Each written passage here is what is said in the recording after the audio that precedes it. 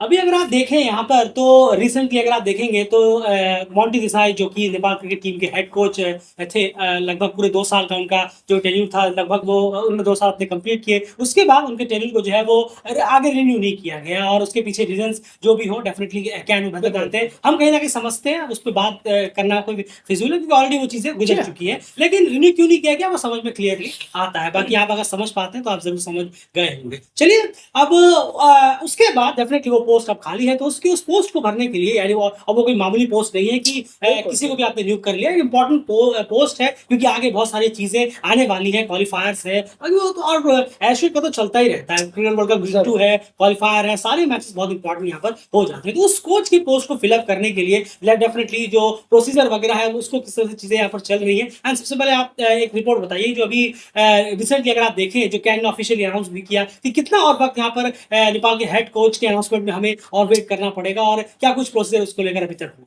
नहीं, ज़रूर देखिए, जो स्पोक पर्सन है कैन के, मिस्टर चुम्बी लामा, उन्होंने जो कहा प्रेस में कुछ आकर कि 1 हफ्ते का वक्त और लगेगा। जी हाँ, और एक 1 वीक यानी कि अब से 1 हफ्ते के अंदर अंदर ये जो कोच का जो नाम है वो क्लियर कर दिया जाएगा कि नेपाल मेंस के जो हेड कोच होंगे टीम के वो कौन होंगे। और इंटरव्यू चल रहे थे उनके, बहुत सारे कोचों ने अप्लाई किया था और कुछ ही को चुना गया आखिर के इंटरव्यू के लिए।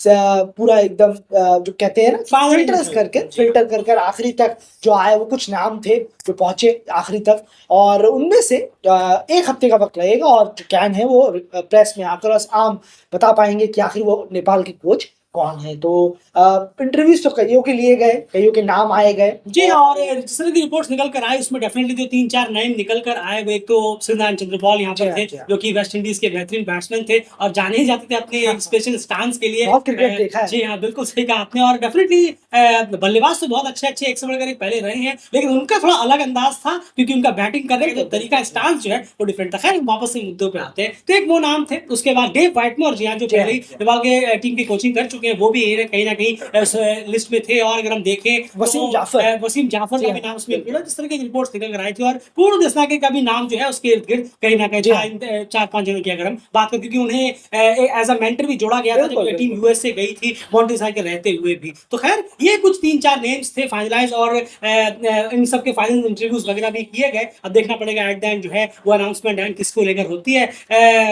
सबसे इम्पोर्टेंट चीज डेफिनेटली आपसे भी हम पूछना चाहेंगे, आपको क्या लगता है कि आप किसको as a coach head coach in probable नेमों में से देखना पसंद करेंगे। कमेंट बॉक्स ओपन है, ज्यादा से अपने कमेंट करिए और बताइए कि आप क्या चाहते हैं कि कौन से कोच यहाँ पर बेटर रहेंगे। और यार एक चीज और है कि डेव व्हाइटमोर की अगर बात करें तो वो ऑलरेडी टीम के साथ जुड़े हुए थे, लेकिन वो छोड़कर चले गए और अलग कॉन्ट्रैक्ट लिए, अलग अपने जॉब के लिए। तो डेफिनेटली अगर इनका वापस से सिलेक्शन होता है तो डेफिनेटली इस बार मुझे लगता है अगर हुआ, अब अगर की बात करें अगर हुआ तो डेफिनेटली इस बार जो है मेरे ख्याल से पहले शायद इनका कॉन्ट्रैक्ट था, इस बार इन एंड आउट दोनों का कॉन्ट्रैक्ट होगा। हाँ, ये आपने बहुत सही कहा है। और अगर वो होते हैं तो इस बार बाउंड कॉन्ट्रैक्ट होगा, क्योंकि एक बार वो डेफिनेटली छोड़कर जा चुके हैं और उस वक्त टीम क्रिटिकल सिचुएशन पर थी। बिल्कुल सही कहा है आपने। ये होता है जब आप एक प्रीवियस टेन्यूर पूरा करके जाते हैं, उसमें भी देखा जाता है कि आपने कैसा किया था, कहाँ आप छोड़कर गए थे या क्या हुआ था।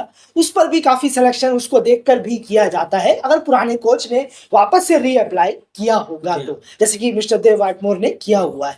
पर यहाँ पर और भी नाम है, तो जैसे mister Wasim Jaffer, mister Pubudu, mister Chanderpaul, ऐसे नाम है। तो जरूर है कि इन पर भी फोकस कहीं ना किया जाए। क्या भरोसा, क्या मालूम कि कौन वेट करना पड़ेगा, लेकिन ज्यादा वेट नहीं, बस एक हफ्ता। जी हाँ, बस 1 हफ्ता और है। और उम्मीद रहेगी कि जो भी नाम आए वो आने वाले जो बहुत ज्यादा, खासकर 50 ओवर में जो हालात हैं, और खासकर 50 ओवर में, वो तो बहुत बड़ी, बहुत जरूरी है, बहुत इंपॉर्टेंस। वहां पर जो कोच अच्छा काम करवा पाए ये टीम बहुत अच्छी बन के निकलेगी। फिर ज्यादा बात नहीं होगी, ज्यादा चीजें नहीं होंगी हमारे पास डिस्कस करने के लिए या कुछ गलत कहने के लिए, या गलत नहीं, गलत वो होता है जहां पर आप कोच की सही की हो तो आप गलत कहें, लेकिन बहुत सारी चीजें सुधर सकती हैं अगर 50 ओवर को वो कोच आकर फोकस दे। बस यही है, और देखना होगा, हमें वेट करना होगा कि क्या नाम आते हैं सामने, तभी उनके बारे में हम कुछ बता पाएंगे कि उन्होंने कैसा काम किया था या नहीं किया था, उनसे क्या एक्सपेक्टेशन। बिल्कुल बिल्कुल, तो देखना होगा, थोड़ा वेट करना। बिल्कुल, लेकिन ज्यादा लंबा नहीं, एक हफ्ता क्लियर है कि जब हांगकांग कॉन्टिनेंटल सीरीज खेलने की टीम जाएगी तो उस वक्त हेड कोच ऑलरेडी साथ यहाँ पर हो चुके होंगे और साथ होंगे। आप कमेंट बॉक्स में जरूर बताइए कि आपके हिसाब से क्या लगता है आपको, कौन से हेड कोच जो है वो बेटर रहेंगे। और हमने जो अभी आपसे कहा कि इन